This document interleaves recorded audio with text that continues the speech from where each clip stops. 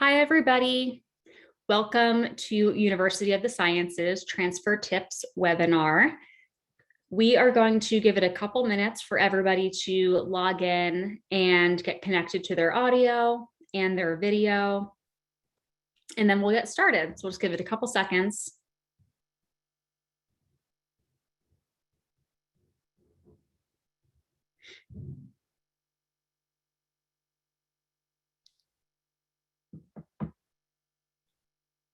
All right, so hopefully you can all see me and hear me okay. If you are having trouble hearing me, if you could just raise your hand and let me know, but otherwise we can go ahead and get started.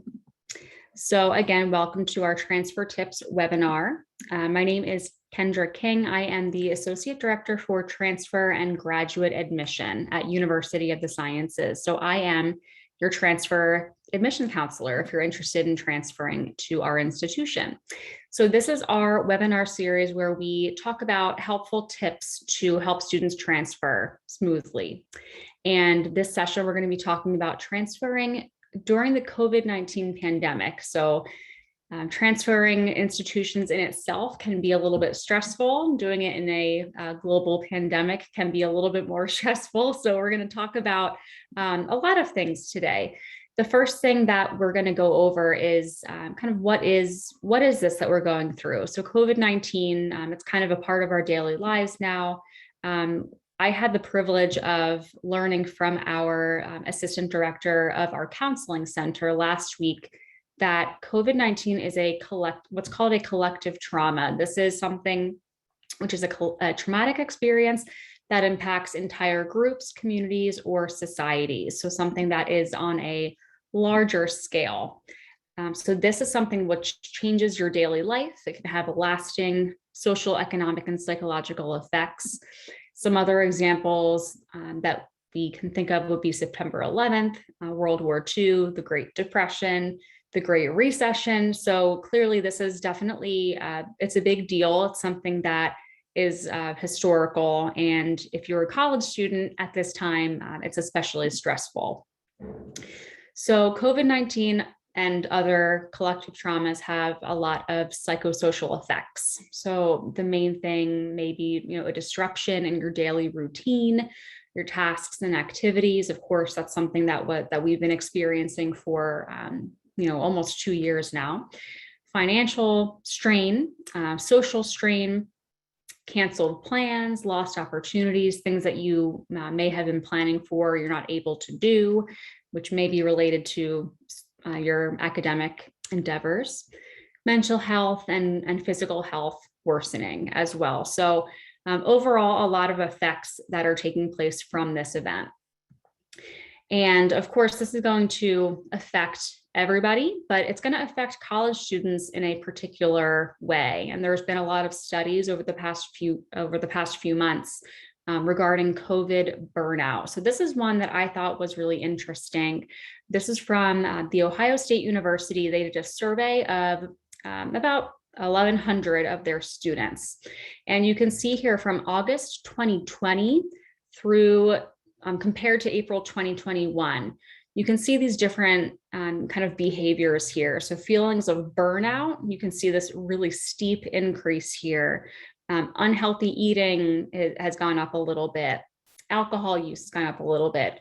Smoking, other unhealthy things, and exercising, something that's healthy, has gone down. So of course, the pandemic seems to have affected the behaviors, the healthy behaviors that also in turn affect may affect academic performance and just general well-being among college students. Now, there was another survey that provided a lot of interesting data. So this was a larger survey. This was about 2,000 college students across about over 100 higher education institutions. So there were a lot more students in this survey. And they looked at a lot of different factors over the past year, pretty much since COVID was kind of impacting our college students.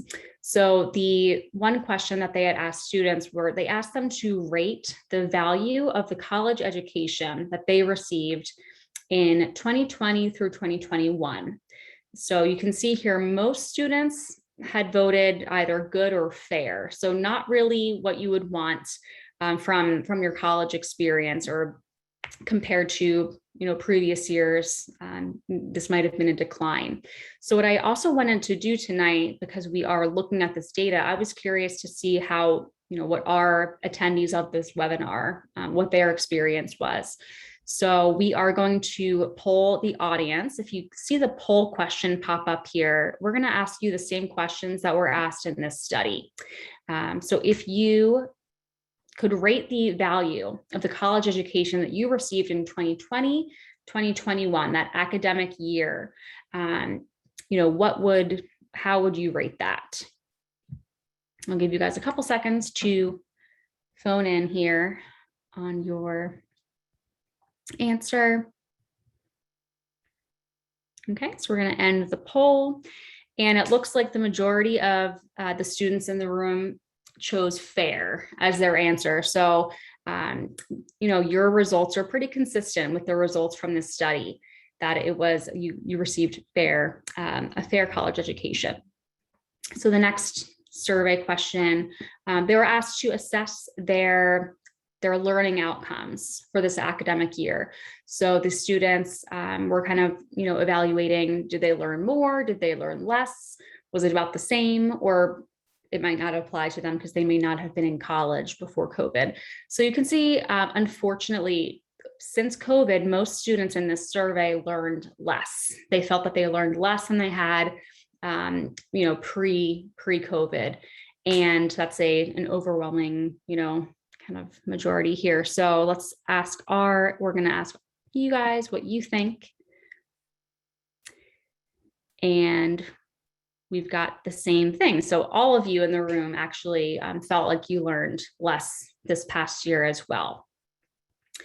So again, it seems like everything is sort of consistent here with this survey. Now, I know online lectures, this is something that's huge. I've heard a lot from prospective transfer students about the difficulty of online lectures. So how difficult or easy students thought it was to concentrate while listening to lectures in the virtual format. That's this academic year. You can see most of them found it extremely difficult. And, when I was in college, I really didn't have any online lectures. So I can't imagine how hard it must be to, you're at home, you have other things going on. You might have siblings, your, family members, pets, and concentrating on lectures. I can't imagine how you guys did it. So kudos to you if you were able to do that. But let's poll our audience now and see what you guys thought. How difficult or easy was it to concentrate during virtual lectures this past year? Okay, so it looks like, so some of you found it extremely difficult. Some of you found it somewhat difficult. No one found it easy. So that's something that is consistent with this study. It's not something that's easy, and I commend you guys for getting through that. You might still be in some virtual courses now. I can't imagine getting used to that. Flexibility with your professors. So I thought this was really interesting, how flexible students say their professors were with turning in coursework late due to personal issues, maybe related to COVID, maybe not. Most of the students in this study said that their professors were flexible and accommodating. So that's good. It's definitely something that I think, it will vary based on institution. So I'm curious to see what this group has experienced this past year. So how flexible were your professors if you had to submit things late, or just had other issues with getting coursework done due to personal issues?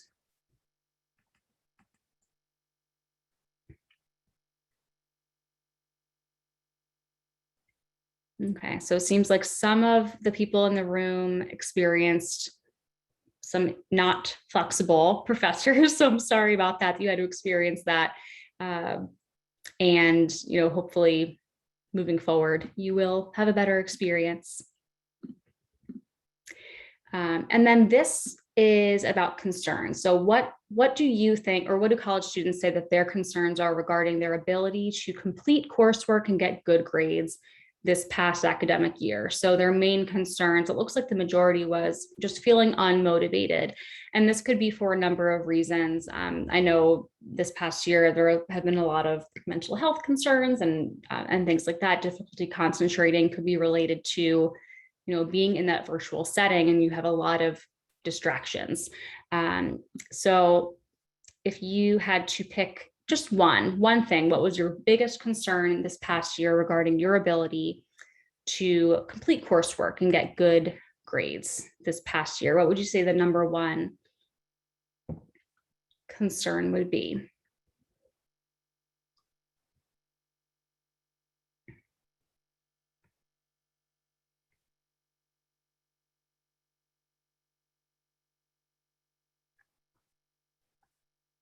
Okay, so it seems like there was a kind of a split between a few of them. Unmotivated, again, was the highest. So unmotivated seems to be a really big concern during COVID.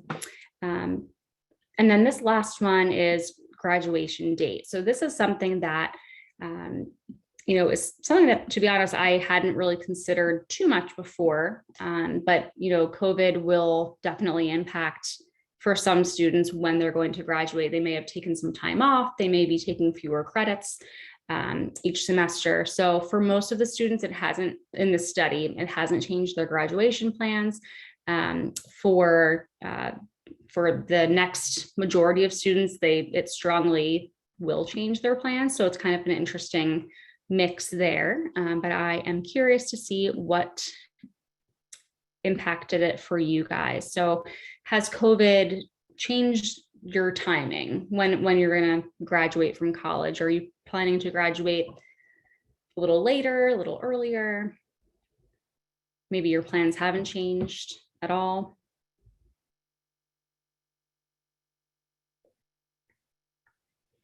Okay, so it looks like everyone here, their plans haven't changed too much. So that is good. That's definitely a good thing. You're staying on track.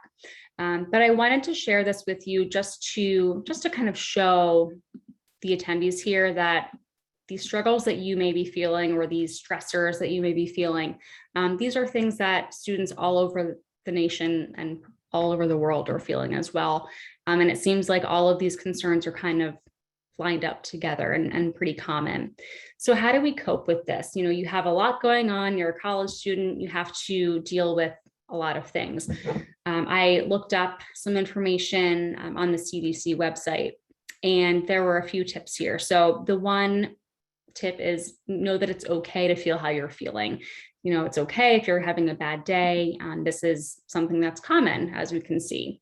Maintaining a routine was something that has been proven to kind of make you feel better about things in general. So waking up at the same time every day, eating the same, eating meals at the same time every day. If you exercise, doing that at the same time, maintaining your routine has been proven to be a helpful kind of motivator. Good sleep hygiene, that is pretty similar. So going to sleep at the same time and waking up at the same time every day, and also getting about 7 to 9 hours of sleep. That is what most college students need, even on exam days or when you have a big event coming up. You do need those hours. Connecting with other people. So this has been, I think, more difficult at the start of the pandemic, where we had to be very isolated, but it is still difficult now. It's still a little bit, discouraged to be in big groups and things like that. So connecting with others, though, whether it's in person or virtually, is something that will help, and kind of talk through all these things together. And then taking a break. So, you're definitely gonna need to take a break from your studying. You're going through a lot, doing something you enjoy, doing something that, is kind of self-care-esque, is very important. So these are kind of basic guidelines for you. But I did get some great resources from our assistant director for counseling at USciences. And so the one thing that I found was this really great coronavirus anxiety handbook. So this is from an organization called the Wellness Society. And I am going to, after the webinar is over, I will be sending everybody who attended an email with all the links for these resources that I'm about to show you so that you can access these on your own time. But the Wellness Society Coronavirus Anxiety Handbook has a lot of great resources. So this one kind of shows you sort of like a psychotherapy way to categorize your feelings. So if you're feeling a certain way, you can kind of categorize your feelings into these different sections here. So if you are, when your mind is telling you that your emotions reflect reality, you know, the examples, I feel scared, I must be in danger, I feel guilty, I must have done something wrong. This is called emotional reasoning. So this is kind of like your mind playing tricks on you. So there are these resources in here. There are kind of little activities that you can do within this workbook. So the one that I thought was pretty interesting was this one on the left-hand side. So what is inside your control, what's outside your control, and kind of writing the things that you think are within your control, outside your control, and trying to worry less about the things that you can't change as opposed to things that you can. Gratitude log, you know, what are you grateful for? I've recently learned that when your brain is practicing gratitude, you can't feel anxiety. So that is something that I think that's probably the reason that gratitude is such a big piece of mental health, because when you're grateful, your brain cannot process feeling anxious, which is very interesting. You know, creating action plans, like how to relieve your stress, you know, action steps, when are you going to do this, and kind of checking off when you are finished. There's also online courses you can take. So this is a Living with the Pandemic course. It's a free course and it's very informative. There's a lot of different tips on here as to how to manage coronavirus anxiety, kind of like little graphics here and different things like that. So this is also a great resource that you can look at. Also, it's great to just kind of check in with yourself. So this is from reachout.com. This is a sort of how are you doing quiz. So maybe you don't really know, like you're busy, you haven't really checked in with yourself in a little bit, you don't know how you're feeling. This quiz is great. It kind of asks you some basic questions about just your daily life, and then it gives you recommendations based on how you answer. So a lot of times for college students, I think that, and especially when you're taking you're taking a lot of credits per semester, you might be too stressed with that to even kind of check in with yourself. So that is a really great quiz. And then this is another quiz from the VIA Institute on Character that I thought was interesting. And again, this is from our counseling center. This is an Activate Your Strengths quiz. So it takes about 5 minutes to do. I did this quiz earlier this week, but you fill out this little survey here, kind of, you know, is it very much like you, neutral, unlike you? And then it tells you what your personal strengths are. So you can kind of pull on those strengths and you know, you can look more into this when you actually do the survey. This is just a screenshot here, but it tells you sort of what you're good at and how to activate that within yourself to kind of get through this collective trauma that we're all going through.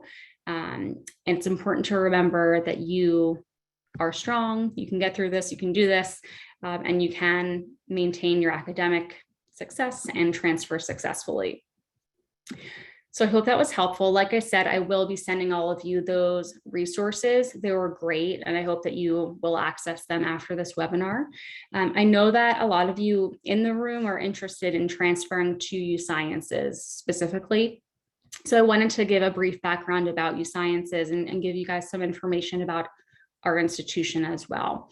So of course, you know, you can tell from our name that University of the Sciences is an institution that is unique because we focus exclusively on the sciences. and the health professions and other disciplines which are related to these. So when you transfer to USciences, you're going to be surrounded by like-minded people, people who share the same interests as you. We offer an experience-based and specialized curriculum, hands-on research, which is accessible from the first semester that you transfer, and in most cases. Our faculty are all experts in their fields, so you are being taught by the best. If you're in a chemistry course, you're being taught by a PhD chemist, where you're not going to be taught by graduate students who are TAs, and that really does help you build your foundation for career success. And we've been around for a very long time, so we're actually celebrating our 200th birthday this year. USciences was founded in 1821 as Philadelphia College of Pharmacy. We were the very first pharmacy school in the entire country, and actually the entire Western Hemisphere. So we really know what we're doing when it comes to pharmacy and also other fields as well, as we've expanded over the past few years. Now, you may have heard about the merger with St. Joe's University. So University of the Sciences and St. Joe's University, which is another fantastic institution in Philadelphia, have signed a letter of intent to merge institutions. So this means that we are essentially becoming one great university. We are going to kind of expand our programs, and for fall 2022 students, we're going to guarantee, USciences fixed tuition, no changes to merit scholarships, no changes to general education requirements, same programs are guaranteed, and this is going to strengthen both institutions for the future. If you do have any questions about this, please feel free to reach out to me and I will provide my contact information at the end of the slideshow. This is a full list of our undergraduate programs. So of course you can see here that clearly we specialize in the sciences and the healthcare professions. We have we have a great variety of programs. You can see on the right-hand side, we have 3 different programs which specialize in the pharmaceutical sciences field, which is definitely something that is unique. We even have a business program, but it's focused on healthcare and pharmaceutical healthcare business. So it's definitely something that is niche and unique. So the programs with the stars next to them, these are pre-med preparation programs. If you are looking to go to med school, all of your med school prerequisites are built right into these programs. Neuroscience is one of our newer programs, and it's very popular for pre-med students. As I mentioned, you can specialize in one of our pre-health tracks, whether it's pre-med, pre-dental, pre-optometry, pre-vet. These are all things that you can declare and then have access to a pre-health advisor who is going to help you not only prepare for the professional school application process, but also just help you make sure that you are maintaining your GPA and everything to get into these institutions. And then we also have our professional program. So of course, our pharmacy program, the PharmD, is our oldest program. It's 200 years old. And our occupational therapy, physical therapy, and physician assistant studies programs, these all have transfer options. So definitely, reach out if you are interested in transferring directly into the undergraduate portion of the physical therapy or occupational therapy program or PA program, or the undergraduate or professional phase of the pharmacy program. USciences does have transfer partnerships with a few different community colleges within the area. So if you go to one of these schools, these 8 schools here, definitely take advantage of the transfer partnership. Basically, the partnership just simplifies the transfer process. We've developed transfer advising guides to help you plan out your courses at the community college, and it will guarantee you admission if you complete all those courses as a junior, provided you meet all the requirements. We also do have special events just for students at these schools, and I'm going to talk about that in a few minutes. So if you are interested in applying to USciences, you're going to want to use the Common Application for Transfer Students. This is the only application we have. It's free to apply. For most programs, you can apply for fall or spring, and we operate on a rolling admission basis. So as soon as we receive all of your materials, we start to review your application. And typically from that point, it's about 4 to 6 weeks until you can expect to receive an admissions decision.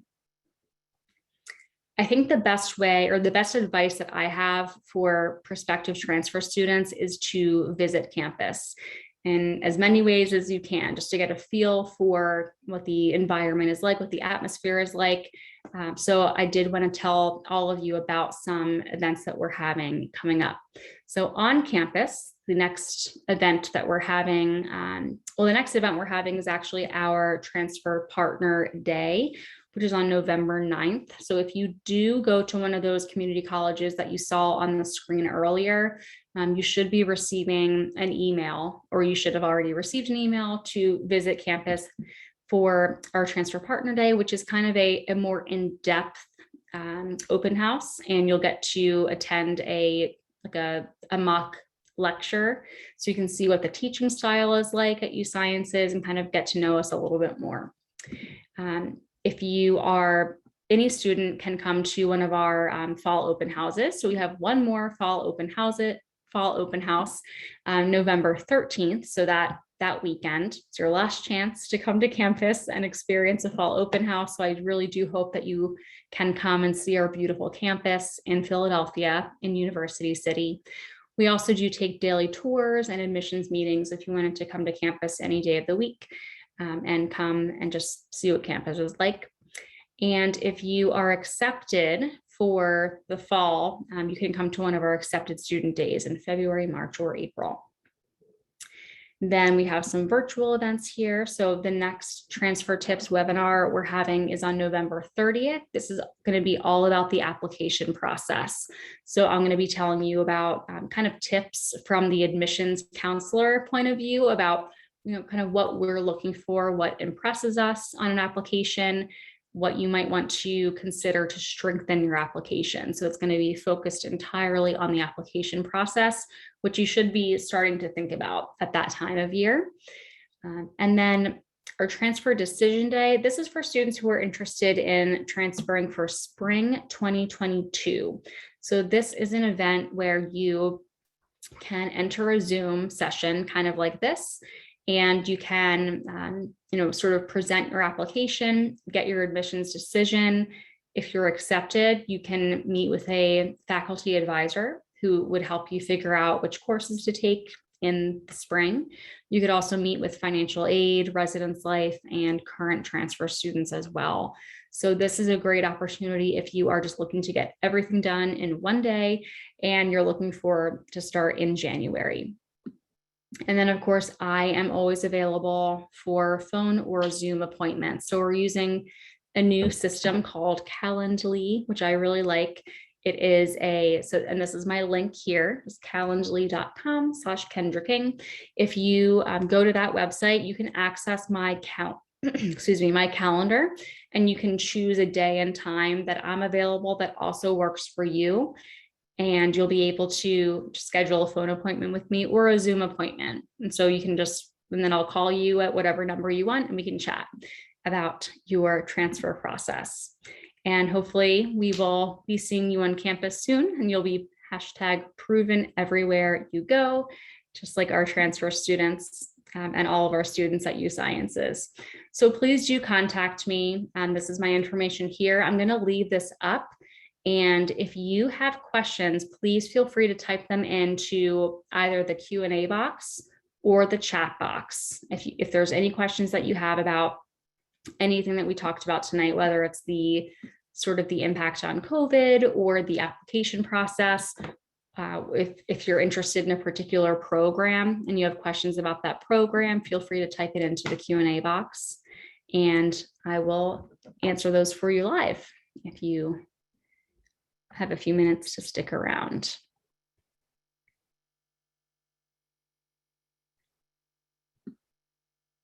Where you can take a screenshot of this information here. So you have my contact info available.